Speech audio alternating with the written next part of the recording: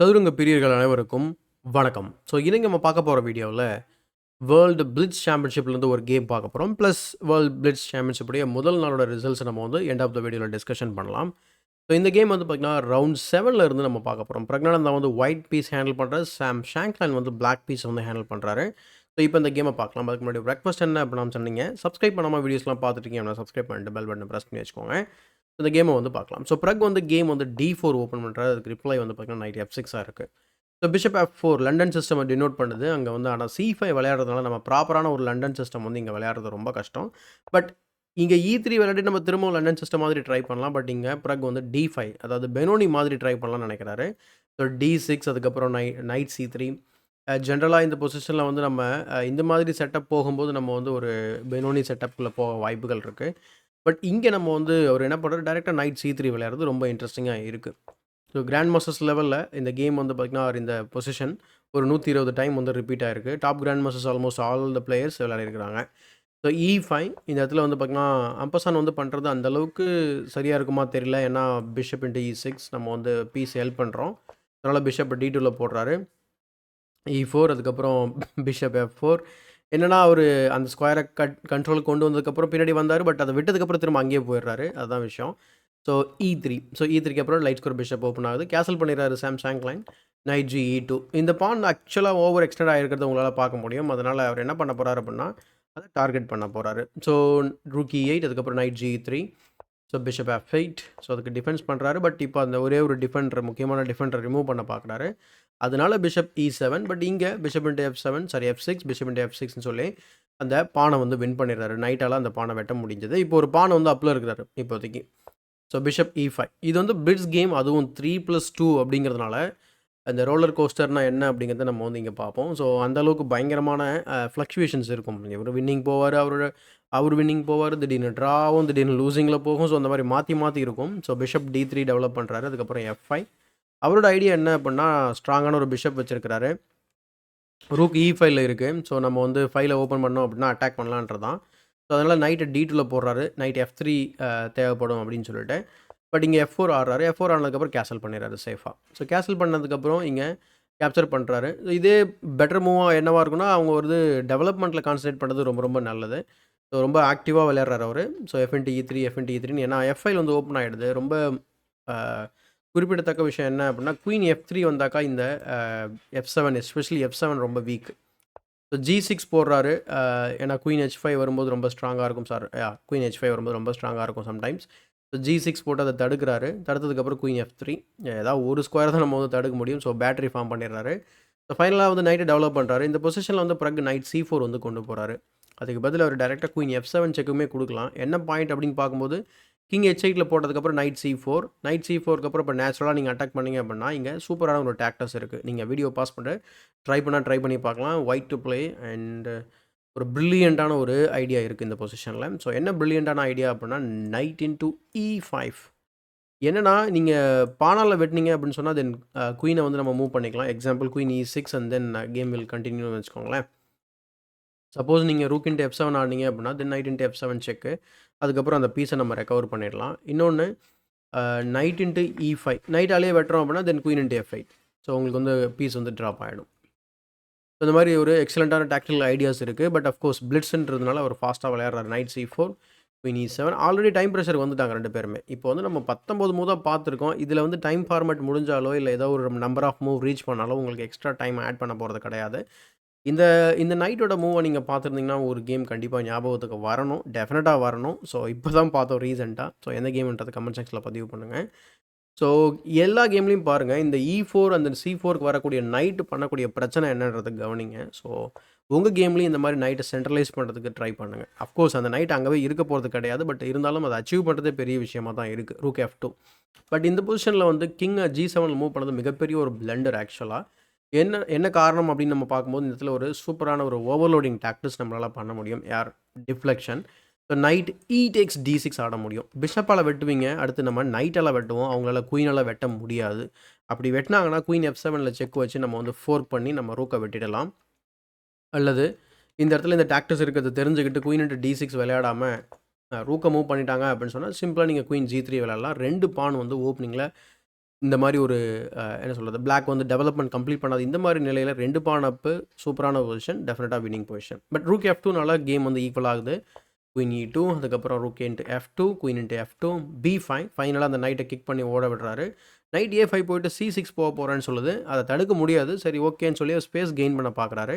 Night C6 போட்டு queen attack பண்ணால் queen வந்து பேக் ரேங்கில் போயிடுது. அதுக்கப்புறம் பிஷப் E2 அன்டெவலப் பண்ணுறாரு. இந்த பொசிஷனில் ரூக் F1னுமே விளையாடலாம்.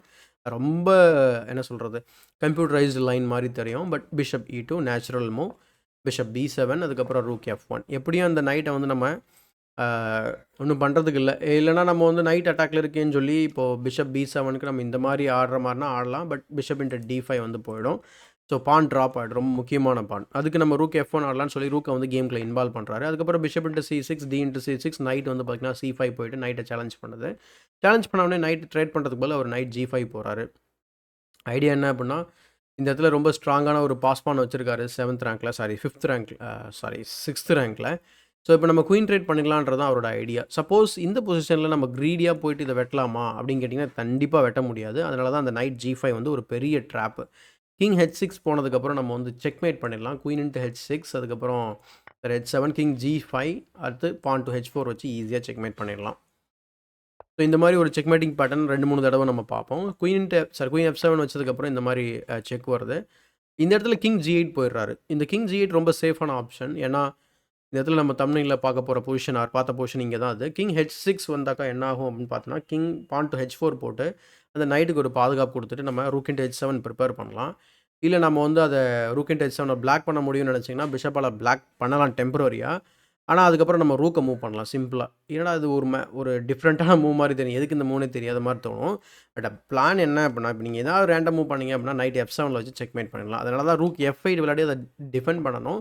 ஆனால் நம்ம வந்து என்ன பண்ணலாம், C7 புஷ் பண்ணிடலாம். நீங்கள் நைட் அட்டாக் பண்ணலாம், ஆனாலும் நம்ம குயின் ப்ரமோட் பண்ணிக்கலாம். ஸோ நீங்கள் குயினை கேப்சர் பண்ணால் திரும்ப நைட் F7 வச்சு செக்மேட் பண்ணிடலாம். ஸோ இந்த மாதிரி ஒரு பியூட்டிஃபுல்லான ஒரு செக்மேட்டிங் பேட்டர்ன் இங்கே இருந்தது. ஸோ அந்த காரணத்தினால அதை காமிச்சிட்ருக்கோம். ஸோ அதனால தான் கிங் H6 வந்து ரொம்ப டேஞ்சரஸான ஒரு ஐடியா. ஸோ ரூக் C7, அதுக்கப்புறம் பான் டு D5, ரூக் F7, அதுக்கப்புறம் பான் டு H6, அதுக்கப்புறம் ரூக் டு E7. ஸோ இதுக்கப்புறம் நிறைய பிளண்டர்ஸ் நடக்கும். இப்போ ஆக்சுவலாக வந்து பார்த்திங்கன்னா சாம் ஷாங்க்லைன் வந்து வின்னிங் பொசிஷனில் இருக்கிறாரு. ஏன்னா இந்த மூவ் வந்து பார்த்திங்கன்னா கடைசி மூவ் வந்து பார்த்திங்கன்னா ப்ரக் பண்ணது வந்து பார்த்திங்கன்னா மிஸ்டேக் ஆர் பிளண்டர். இப்போ இந்த பாதுகாப்பு கொடுக்கவே முடியாது உங்களுக்கு ஆக்சுவலாக. ஸோ ரூக் C7 போகிறாரு. அதுக்கப்புறம் பீஸே ட்ராப் ஆகிடுது. பிஷப் F3, அதுக்கப்புறம் இந்த பொசிஷனில் பாருங்களேன், பிஷப் இன்ட்டு E3 செக் ரொம்ப நேச்சுரலான மூவ். ஸோ அதுதான் இந்த பிளிட்ஸ்ன்றது, ஒன்றுமே பண்ண முடியாது. ஸோ ரொம்ப பயங்கரமாக இருக்கும் move orders. Rook into A7, அதுக்கப்புறம் பிஷப் இன்ட்டு E3 செக்கு, கிங் F1, பிஷப் F4 போகிறாரு, G3, அதுக்கப்புறம் bishop E5, bishop to G4, rook F8 check வைக்கிறாரு. அதுக்கப்புறம் king E2, rook F7, rook A5. So இன்னமும் வந்து பிளாக் பெட்டராக தான் இருக்கார். ஏன்னா பீஸ் அப் அப்படிங்கிறதுனால. சரி ஓகே, அப்போது ஒயிட்டுக்கு என்ன தான் இருக்குது அப்படின்னு பார்க்கும்போது இந்த வீக் பாயிண்ட்ஸை கலெக்ட் பண்ண ட்ரை பண்ணோம். இந்த ஒரு ஸ்ட்ராங்கான ஒரு பாஸ்ட் பானை நம்ம வந்து அவரை நம்பிக்கிட்டு இருக்கிறாரு. ஸோ அவர் இதை ப்ராப்பராக கன்வெர்ட் பண்ணுறாரா இல்லையான்றதான் மீதி இருக்கக்கூடிய ஒரு 10-15 மூவ். ஏன்னா கேம் வந்து முடிய போகுது. அதே போல் இந்த பொசிஷனில் வந்து அவர் பிஷப் இன்ட்டு B2 தாராளமாக விளையாடலாம், எந்த ஒரு பிரச்சனையுமே வராது. ஆனால் அவர் நைட்டு E4 வச்சு பெரிய பிளண்டர் பண்ணுறாரு. ரூக் இன்ட்டு B5 அலோவ் பண்ணுறாரு. நான் இந்த பான் வந்து பார்த்திங்கன்னா பாஸ் பான், இந்த பானும் பாஸ் பான். ஸோ இப்போது ஓரளவுக்கு தேவையான அளவுக்கு காம்பன்சேஷன் வந்து பிரகுக்கு இருக்குது. ஸோ ரூக் F2 செக்கு, அதுக்கப்புறம் கிங் E3, கிங் E3 போனதுக்கப்புறம் ரூக் டெக்ஸ் C2 செக், C2 விளையாடுறாரு. அதுக்கப்புறம் ரூக் டெக்ஸ் D5. இந்த இடத்துல பாருங்கள் 2 பீஸுமே அட்டாக்ல இருக்குது. வேறு வழியே கிடையாது. அவர் என்ன பண்ணுறாரு அப்படின்னா பிஷப்பை C7 போடுறாரு. இங்கே கம்ப்யூட்டர் என்ன சொல்லுது அப்படின்னா C3 ஆடுங்கன்றது. ஸோ எனிவே நம்ம கம்ப்யூட்டர் மாதிரி எல்லா டைமும் விளையாட முடியாது. ஸோ நேச்சுரலாக ஒரு பிஷப்பை காப்பாற்றினோடனே பீஸ் வந்து ஃபைனலாக ட்ராப் ஆகிடுது. அகெயின் வந்து பார்த்திங்கன்னா ப்ரக் வந்து வினிங் பொசிஷனில் இருக்கிறாரு. So rook into B2 try பண்ணுறாரு. அதுக்கப்புறம் ரூக் D7 த்ரெட்னிங் த பிஷப். பிஷப் B6 போனதுக்கப்புறம் அவர் திரும்பவும் பின்னில் போட்டு விட்டுறாரு. எல்லாமே வந்து பார்த்திங்கன்னா முக்கியமான பீசஸ் எல்லாமே லைட் கோயில் இருக்குன்றதுனால இந்த டிஸ்கவரி இங்கே எதுவுமே பண்ண முடியாது. ஸோ C3 ட்ரை பண்ணுறாரு. பட் C7 கண்டிப்பாக வெட்டி தான் ஆகணும். அப்படி வெட்டும்போது பீஸ் வந்து ட்ராப் ஆகிடுது. பீஸ் ட்ராப் ஆகிறது மட்டும் இல்லாமல் இந்த பொசிஷனில் கரெக்டாக 49வது மூவ் முடியும் போது அவர் ரூக் இன்ட்டு A2 விளையாடி ஃபைனலாக வந்து பிளண்டர் பண்ணுறாரு. ஆக்சுவலாக இந்த பிஷப் E6 மூவ் நம்ம இடையிலே ஒரு தடவை மிஸ் பண்ணியிருந்தோம். எக்ஸாம்பிளுக்கு மூவ் நம்பர் 42. இந்த இடத்துல வந்து அவர் இந்த பொசிஷனில் வந்து நைட்டை வந்து மூவ் பண்ணார் பார்த்தீங்களா. அப்போது அந்த நைட் இந்த E6 ஸ்கொயரை கவர் பண்ணிட்டு இருந்தது. இந்த இடத்துல நம்ம வந்து பிஷப்பை வச்சு ரூக்கை வந்து பார்த்திங்கன்னா பின்னில் போட்டிருக்கலாம். பட் அதே மாதிரியான ஒரு ஃபைனலான டாக்டஸில் அங்கே வந்து பின்னு கிடையாது. ரேதர் இது வந்து பார்த்திங்கன்னா நம்ம என்ன சொல்லுவோம் அப்படின்னா fork. So double attack. Double attack பண்ண உடனே இந்த பொசிஷனில் சாம் ஷாங்க்லன் வந்து ரிசைன் பண்ணிடுறாரு. ஸோ ப்ரக் வந்து பார்த்தீங்கன்னாக்கா எக்ஸலண்ட்டான ஒரு பிளிட்ஸ் கேம் வந்து பார்த்தீங்கன்னா வின் பண்ணியிருக்காரு. So congratulations to Praggnanandhaa. இங்கே ஏன் வந்து அவருக்கு கங்க்ராச்சுலேஷன் சொல்கிறோம் அப்படின்னா ரிசல்ட்ஸ் நம்ம வந்து பார்க்கும்போது உங்களுக்கு ஒரு ஐடியா கிடைக்கும். ஸோ இப்போ நம்ம ரிசல்ட்ஸ் பேஜ் வந்து போயிட்டு நம்ம டீட்டெயில்டாக வந்து பேசலாம். ஸோ ஆக்சுவலாக செமிஃபைனல்ஸ்க்கு வந்து அவர் செலக்ட் ஆகலை. செமிஃபைனல்ஸை பற்றி நம்ம இப்போ டீட்டெயில்டாக பேசலாம். Just a moment. Yeah. So இங்கே பார்த்தீங்கன்னா உங்களுக்கு ரிசல்ட்ஸில் டாப் 8 பிளேயர்ஸ் மட்டும்தான் செமிஃபைனல்ஸ் வந்து ஆட போகிறாங்க. ஏன்னா இது நாக் அவுட் ஸ்டேஜ். ஏன்னா இவ்வளோ பிளேயர்ஸ் வந்து விளையாடுறாங்க அப்படிங்கிறதுனால இது பிட்ஸுன்றதுனால கொஞ்சம் வந்து என்ன சொல்கிறது நேரோ பண்ணணும் அப்படின்றதுனால காரணத்தினால இங்கே வந்து 8 பிளேயரை வந்து பார்த்திங்கன்னா டாப் 8 பிளேயர்ஸை வந்து செலக்ட் பண்ணுவாங்க. நான் எத்தையும் சொல்லியிருந்தேன் நான். ஸோ அதில் Jan Nepomniachtchi, Fabiano Caruana, Magnus Carlsen, Wesley So, Hans Niemann, Jan Krzysztof Judah, older முர்சின், இந்த 8 பேருமே 9.5 புள்ளிகள் வந்து எடுத்திருக்கிறாங்க. அது மட்டும் இல்லாமல் டேனியல் டுபோ, டேனியல் நட்ராஸ்கி இவங்களாம் கூட எடுத்திருக்கிறாங்க. பட் டை பிரேக்கின் அடிப்படையில் வந்து பார்த்திங்கன்னா டாப் 8 பிளேயர்ஸ் வந்து பார்ட்டிசிபேட் பண்ணுவாங்க. அடுத்து நம்ம கீழே ஸ்க்ரோல் பண்ணி போயிட்டே இருக்கும்போது சரி எங்கேயாவது ஒரு இந்தியன்ஸ் இருப்பாங்களா, ஒரு இந்தியன் இருப்பாங்களா அப்படின்னு நம்ம தேடும்போது கடைசியாக 24வது பிளேஸில் வந்து ப்ரக் இருக்கிறாரு. ஸோ ஆக்சுவலாக வந்து பார்த்திங்கன்னா நம்ம எதிர்பார்த்த அளவுக்கு நம்ம இந்தியன்ஸோட பர்ஃபார்மன்ஸ் பிளட்ஸில் இல்லை. But that is okay. Arjun Erigaisi நல்லா பண்ணுவார் அப்படிங்கிறது நம்ம எதிர்பார்ப்பு. பட் இங்கே ப்ரக் வந்து பார்த்திங்கன்னா 8.5, அதாவது ஒரு பாயிண்ட் தான் வந்து கம்மி. நம்ம வந்து நல்லா பண்ணலை அப்படின்னா ரொம்ப மோசமாலாம் ஆடலை. பெரிய வித்தியாசம்லாம் கிடையவே கிடையாது. ஒரு புள்ளியில் இவ்வளோ பின்னாடி நம்ம இருக்கோம் அப்படிங்கிறது தான் விஷயம். இப்போ நம்ம ஷோ ஆல் கொடுத்தோம் அப்படின்னா நம்ம கீழே போயிட்டே இருந்தோம் அப்படின்னா மற்ற பிளேயர்ஸோட ரிசல்ட்ஸுமே வந்து நம்ம பார்க்க முடியும். ஸோ நம்ம ஆட்களே காணமோ வேலை எனக்கு தெரியலையா கண்ணு. ஓகே, பிரணவ் இருக்கார். ஸோ அடுத்ததாக வந்து பார்த்திங்கன்னா அரவிந்த் சிதம்பரம் வந்து ஹிகாரு நகமுராவை வந்து பார்த்திங்கனாக்கா பீட் பண்ணியிருக்கிறாரு. எங்கே நம்ம அர்ஜுன் எரிகேசி கணவர் ஒரு வேளை மேலே விட்டுட்டுனான்னு தெரியல. ஏன்னா விட வாய்ப்பு இல்லை. ஏன்னா ஃப்ளாக் வச்சு ஈஸியாக கண்டுபிடிச்சிடலாம். ஸோ ரவுனக் சத்வானியை மிஸ் பண்ணியிருக்கேன். ஸோ அவர் வந்து பார்த்திங்கன்னா 35th பிளேஸில் இருக்கிறாரு. அதை தொடர்ந்து வந்து பார்த்திங்கன்னா நம்ம சொன்ன மாதிரி அர்ஜுன் எரிகேசி முன்னாடி தான் இருந்திருக்காரு. Extremely sorry. ஸோ 64th பிளேஸில் இருக்கார். ஸோ 64 ஸ்கொயர் 64th பிளேஸில் இருக்கிறாரு. And 7 points. So 7 points Pragg 8.5 and then top place எல்லாமே 9.5. ஸோ ஒரு 2.5 பாயிண்ட்ஸில் அவர் வந்து பின்னாடி இருக்கிறாரு. ஸோ அர்ஜுன் வந்து இந்த பொசிஷனில் இந்த டோர்னமெண்ட்டில் வந்து பார்த்திங்கன்னா 2 லாஸ் அப்படிங்கிறதுனால இந்த மாதிரி இருக்குது. ப்ளஸ் 2 ட்ராவும் வந்து பிளாக்கில் பண்ணியிருக்காரு. ஸோ மற்றபடி வந்து பார்த்திங்கன்னா ஓகே தான். அரவிந்த் சிதம்பரத்தை பற்றி பேசும்போது நம்ம எஸ்பெஷலி ஹிகாரு நகமுராவை வந்து பீட் பண்ணியிருந்தார். அதுக்கப்புறம் அர்ஜுன் கூட தோற்றுருக்காரு. டேனியல் துபாவோடையும் தோற்றுருக்காரு. ஸோ அதுக்கப்புறம் கீழே போயிட்டே இருக்கும் லிஸ்ட்டு. நம்ம செக் பண்ணி பார்க்கலாம். யா. ஸோ கார்த்திக் வெங்கட்ராமன் வந்து 6 பாயிண்ட்ஸ் எடுத்திருக்கிறாரு. அதுக்கப்புறம் ஹர்ஷத் பரதகோட்டி. ஸோ ஹர்ஷா பரதகோட்டி சொல்லிட்டு அதுக்கப்புறம் ராஜா ஹர்ஷத், தீப்தியான் கோஷ். ஸோ இந்த மாதிரி இருக்குது. ஸோ சந்தீபன் கூட விளையாடுறாரு போல இருக்குது. Senior grand master from India.